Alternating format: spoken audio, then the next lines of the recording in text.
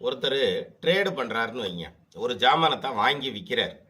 அதாவது manufacturing industry கிடையாது, trade பண்ணுறார். அல்லது ஏஜென்சி பண்ணுறார். அப்படின்னா அவங்களுக்கு புதன் வந்து ரொம்ப ஸ்ட்ராங்காக இருக்கணும். புதன் எந்த அளவுக்கு வலுவாக இருக்கோ அந்த அளவுக்கு அவங்களுடைய ட்ரேடு வந்து ரொம்ப பிரமாதமாக இருக்கும் அப்படிங்கிற மாதிரியான ஒரு பாயிண்ட் உண்டு ஜோதிடத்தில்.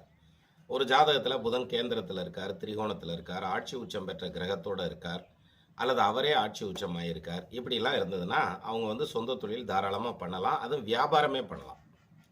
சரி, இப்போ ஒருத்தருக்கு புதன் நீசம் ஆயிடுச்சு, அவர் வியாபாரம் செய்யக்கூடாதா அப்படின்னாக்க இங்கே தான் இருக்குது நுணுக்கம். அதாவது எப்படின்னா, புதன் நீசம் ஆயிடுச்சு, அவங்க வியாபாரம் தாராளமாக பண்ணலாம். பட் அவங்க பண்ணுற வியாபாரம் எப்படி இருக்கும் தெரியுங்களா? இந்த வாங்கினதுமே உடஞ்சி போயிரும்ல, நோ வாரண்டி நோ கேரண்டின்றாங்கல்ல, சைனா பீஸ் மாதிரியான ஐட்டம். இது மாதிரியான வியாபாரங்களை பண்ணால் பர்ஃபெக்டாக நடக்கும். அதை விட்டுட்டு நான் ஒரு பிராண்டடுக்கு ஷோரூம் எடுக்கிறேன், அதை வந்து நான் வந்து வியாபாரமாக பண்ணுறேன் அப்படின்னு போனால் அவங்களுக்கு அது நல்லா இருக்காது. பாருங்கள், அப்போ புதனை அடி வாங்குச்சுன்னா பண்ணுற வியாபாரம் டூப்ளிகேட் வியாபாரம், சரியா?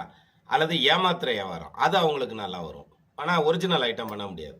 ஆனால் புதன் ஸ்ட்ராங்காக இருந்ததுன்னா ஒரிஜினல் பண்ணலாம். ஆக மொத்தத்தில் புதன் பாதிக்கப்பட்டாலும் பாதிக்கப்படலைனாலும் அந்த புதன் தசை நடந்து அதை அவங்க சம்பாதிக்கிற காலத்தில் வந்ததுன்னா வியாபாரம் பண்ணாங்கன்னா பெரிய அளவில் சக்ஸஸ் ஆவாங்க.